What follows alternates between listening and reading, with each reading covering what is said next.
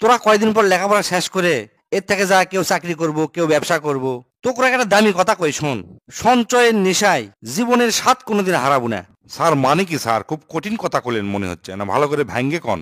তোরা যারা এর থেকে লেখাপড়া শেষ করে যা চাকরি করব, চাকরি করবার যা দেখবো একদল তোকের সহকর্মী পাবো। তারা তোকে কবি কি, আমি এত টাকা ব্যাংক ব্যালেন্স করছি, এই করছি সেই করছি, এত টাকা জমাছি। এলে মেলা কথা তোকে শোনাবি। এলে শুনে হবে কি, তোকের মনের মধ্যে লোভ জমবে। অকরে কথা শুনে তোরাও ভাববো যে আমিও টাকা সঞ্চয় করবো, যা বেতন পাবো তা কম করে খরচ করে না খায়া অর্ধেক জমানোর চেষ্টা করব। তোকে মনের মধ্যে চিন্তা হবে, উই এত টাকা জমাছে, উই এত টাকা জমাছে, আমিও তো বেতনের অর্ধেক জমে মেলা টাকা জমান পারবো। যখনই তোকে এই লোভ মনের মধ্যে ঢুকে গেল, তখন থেকে তোকে যে শখ আহ্লাদ আছে সেই শখ আহ্লাদ হত্যা করে ফেলে দিল।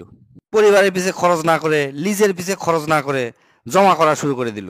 একটা কথা সবসময় তোরা মনে থবো, সামর্থ্যের থেকে বেশি সঞ্চয় করার মনোভাব জীবনক কিন্তু সহজ করে না, আর জটিল করে তোলে।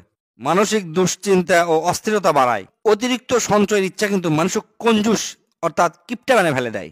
মনে তবু অতিরিক্ত কিপটামি কিন্তু হজরত মোহাম্মদ সাল্লাল্লাহু আলাইহি ওয়াসাল্লামও পছন্দ করে না। যার কাছে তুই সঞ্চয়ের গপ্প শুনছু, তার কাজের বয়স কিন্তু 15 থেকে 20 বছর, অর্থাৎ তার শখ মরে গেছে, তার টাকার লিশা ধরছে। তোরা যদি সীমিত আয়ে সব টাকাই যদি তোরা সঞ্চয় করার চিন্তা ভাবনা করিস, তাহলে মোটামুটি ভাবে মনে করবো তোরা মরে গেছো। সাধ্যের মধ্যে শখ পূরণের ইচ্ছা যদি তোর মনের মধ্যে না থাকে, তখন কিন্তু তোরা লিজেক সম্পদ জড়ো করার গুদাম মনে হবি। তখন দেখবো তোরা টাকা জমানের লিসাদ ঘুষ খাবো, দুর্নীতি করব। মোট কথা নীতিহীন সব কাজকর্মের মধ্যে তোকে থাকবে অবস্থান এবং উপস্থিতি থাকবে। সঞ্চয়ের মনোভাব ভবিষ্যৎকে নিরাপদ করে না, বরং আরো ঝুঁকির মধ্যে ফেলে দেয়। এই সঞ্চয় সঞ্চয় খেলায় মানুষ হাসরও হারায়। কারোর সাথে প্রতিযোগিতা করে সঞ্চয় করা মানেই মানুষ বাজ বিচার বোধ হারায়। এখনো তোকে জীবন শুরুই হয়নি, অথচ খালি সঞ্চয় করার নিশা যদি তোকের মধ্যে পায়া বসে, তাহলে জীবনটার রং রস গন্ধ কিছু স্পর্শ করবে পারবো না, প্রিয়জনের সময় সঙ্গ পাবো না। অধিকাংশ লোকই সঞ্চয় করে তাকে সোলপলের কারণে।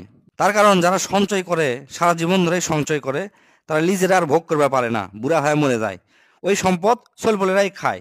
বুড়া বয়সে ঔষধ চিকিৎসার জন্য হালকা পাতলা লাগে, কারো কারো লাগেও না।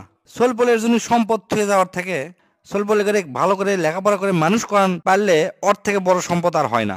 তোরা যদি সোলপলক ঠিক মতো মানুষ না করে সম্পদ থুয়ে যাস, ওই সম্পদই তোকে কাল হয়ে দাঁড়াবি। আমাকে এক জীবনে কড্ডি টাকা লাগে কত, আমাকে যে পরিমাণ লোভ তার শিকি ভাগও সুখী জীবনের জন্য লাগে না। অথচ মনুষ্যত্বক শেষ করে ফেলে দিয়ে সামাজিকতা ভুলে ধর্ম প্রথা ভাঙ্গে আমরা সম্পদের জন্য শয়তানের সাথে প্রত্যেক দিন প্রতিযোগিতা করছি। যেহেতু ভবিষ্যৎ আছে, সঞ্চয় করা প্রয়োজন, সেটা আয়ের উপর নির্ভর করবে। মাত্রা অতিরিক্ত করা যাবে না, হিসাব করে দান করা লাগবে।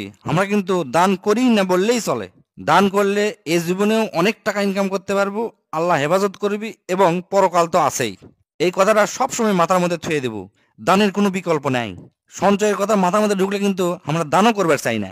পুঁজিবাদীরা আমাকে শিখাচ্ছে জিঙ্কা করে 12 টাকা কামাও আর সঞ্চয় করো। টাকার কাছে ক্ষমতা আর সততা অসহায়, অথচ মানুষের বিচার গুণে মানে হওয়া উচিত আসলো, টেকায় লয়। বুঝছো তোরা কি কোনো? বুঝছি মানে কি স্যার, এ যতগুলো ক্লাস করছে আপনার সবচেয়ে দামি ক্লাস হচ্ছে আজকে। আপনি অযুত লক্ষ নিযুত কোটি ধন্যবাদ।